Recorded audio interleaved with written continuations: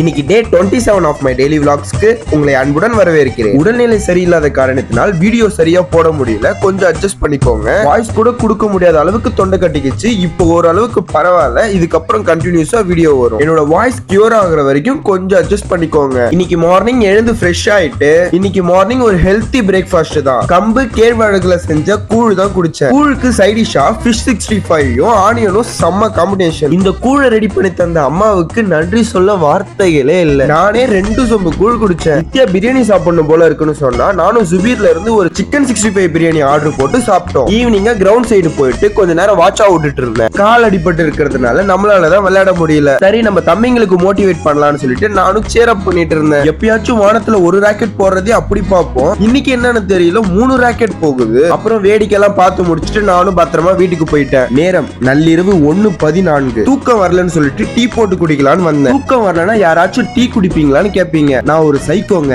எப்ப என்ன பண்ணுவேன்னு எனக்கே தெரியாது. என் நேரம் போல சிலிண்டர் வேற காலி ஆயிடுச்சு. நல்ல வேலை அம்மா இந்த பலகாரம் எல்லாம் சொல்றதுக்கு ஒரு எக்ஸ்ட்ரா செட்டப் ஒண்ணு வச்சிருந்தாங்க. அதுலதான் டீ போட்டேன். அப்புறம் என்ன டீயை குடிச்சிட்டு நானும் தூங்க போயிட்டேன். நானும் பார்த்துட்டு தான் இருக்கேன். ஒருத்தவனுக்கு உடம்பு முடியலையே, சீக்கிரம் சரியாயிடும் நான் இருக்கேன்னு சொல்லிட்டு யாரும் சொல்லல. நீங்க சொன்னாலும் சொல்லலனாலும் பரவாயில்ல, உங்களுக்கு நான் இருக்கேன்.